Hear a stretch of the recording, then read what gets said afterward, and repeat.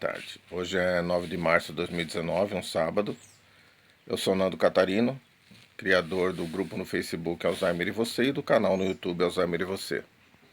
Hoje eu queria falar sobre o que é ser cuidador familiar, né? Cuidador familiar é aquele que, pelo amor que sente pela pessoa que está com uma demência, que está com uma doença, ele abandona tudo, né? Ele se priva de viajar, ele se priva de trabalho, ele se priva automaticamente de renda, né?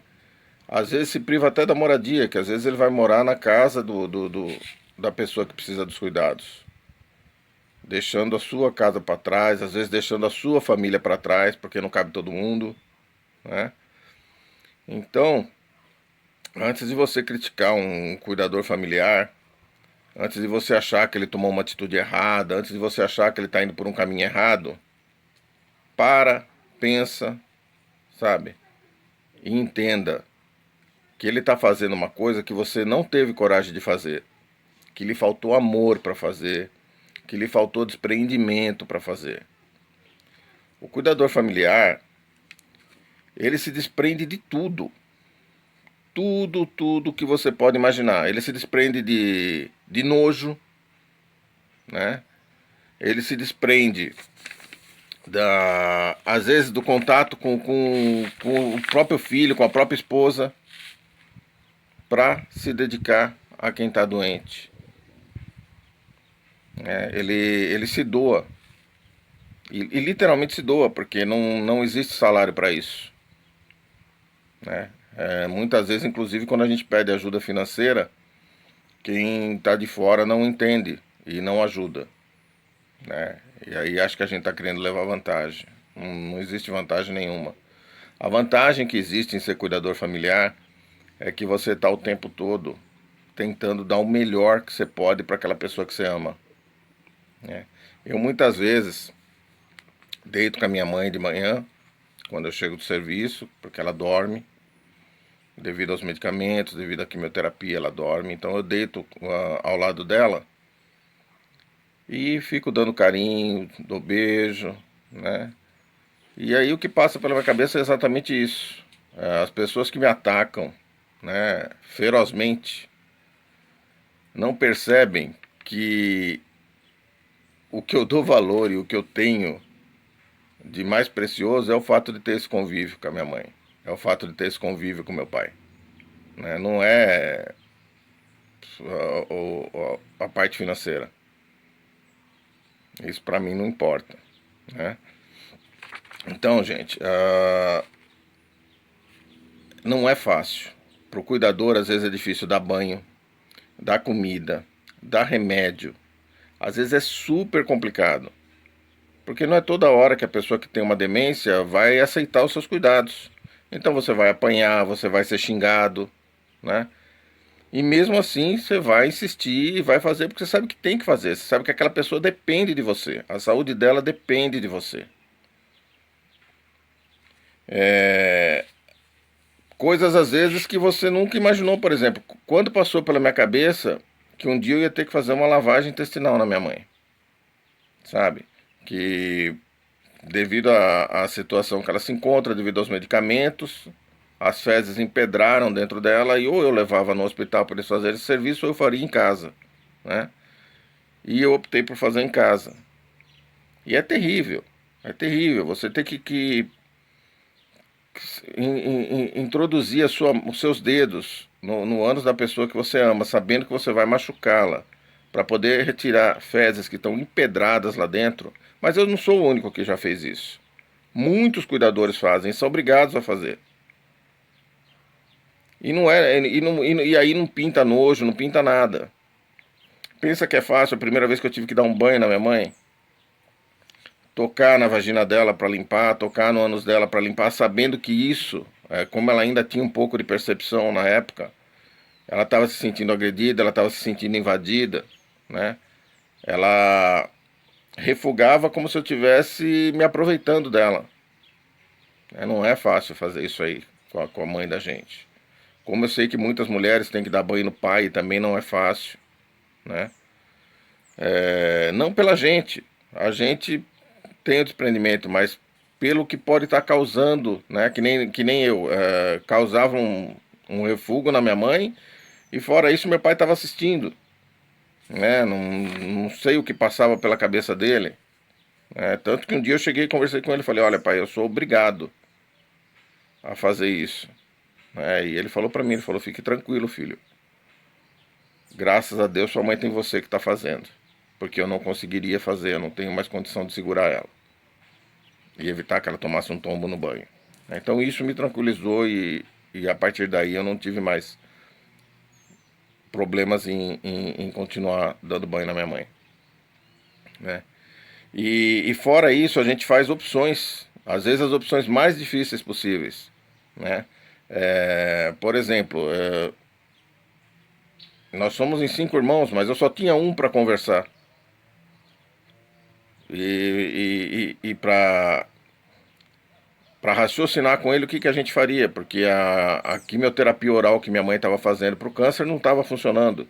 E ela teria que partir para a quimioterapia venosa. E a quimioterapia venosa, ela não distingue a célula cancerígena de célula boa, ela sai matando o que ela vê pela frente, né? Então ela pode tanto recuperar, como pode acelerar a morte, né? E eu só tinha esse irmão para conversar e tivemos que tomar uma decisão difícil dessas. E tomamos, e vamos, e seguimos em frente com a quimioterapia. Graças a Deus, estamos tendo bom resultado. Embora a médica nunca tenha prometido cura pra gente, ela prometeu dar uma qualidade de vida para minha mãe. E agora, né, fizemos uma quimioterapia. Quando foi dia 7 agora eu retornei com a minha mãe, onde ela deveria fazer a segunda quimioterapia. Mas aí foi feito um exame de sangue e foi constatado que ela ainda não estava recuperada da primeira. Então foi prudente esperar mais uma semana para voltar a refazer a quimioterapia, né? Porque a quimioterapia, assim, você faz a primeira semana, ela vai entrar na corrente venosa, na segunda semana ela mata tudo que é célula que ela encontrar pela frente, né? E a terceira semana é para se restabelecer. Só que para minha mãe não foi suficiente a terceira semana para se restabelecer. Ela vai precisar de mais uma semana. Mas é uma situação difícil que você tem que. E agora? Nós vamos arriscar fazer a quimioterapia sabendo que podemos acelerar a morte dela, né? Mas só que você não tem ninguém para conversar, então você pega e toma atitude. A mesma coisa aconteceu ontem. Devido à quimioterapia, o cabelo dela começou a cair muito, cair demais. E ontem eu tive que tomar uma decisão. Eu fui dar banho nela, a hora que eu fui enxugar a cabeça dela, não tinha condições, os cabelos estavam tudo caídos na costa, né? Aí, além de raspar a minha cabeça, eu tive que raspar a cabeça da minha mãe. Uma situação extremamente emblemática, né? Porque evidencia a doença.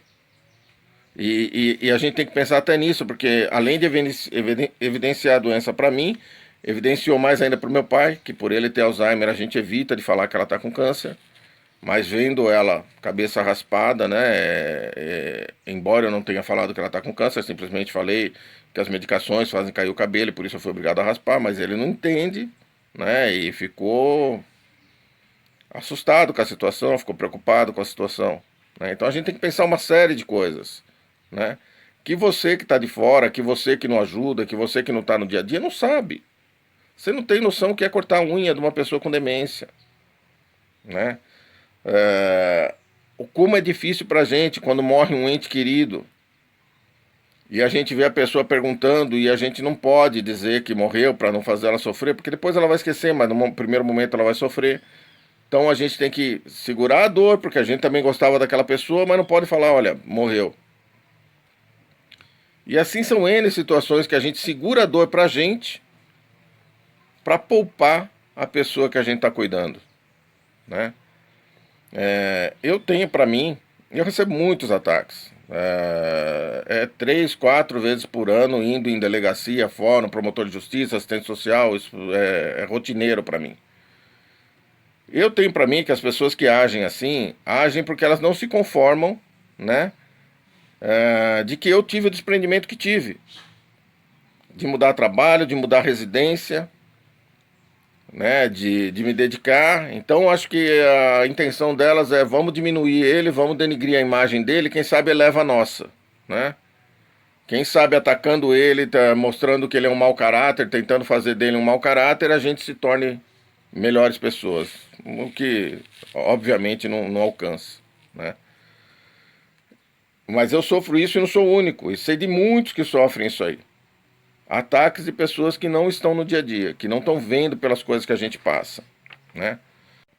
Então é isso. Se você é cuidador, certamente você é uma pessoa que tem um amor enorme para dar e por isso está dando, né?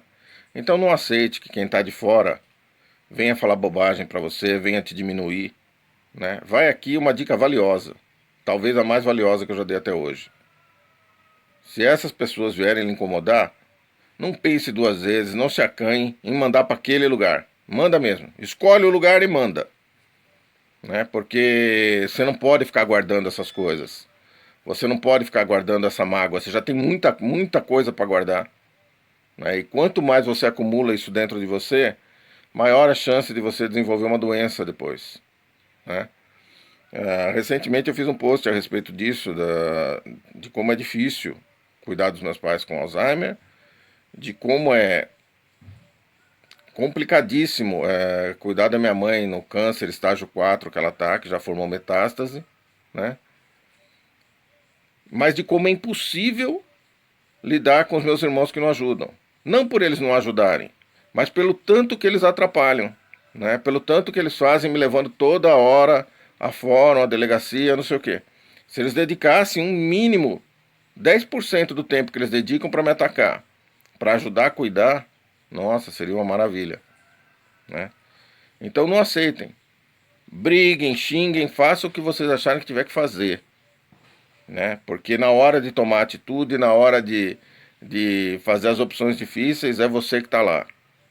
Literalmente, na hora de pôr a mão na merda, é você que está lá.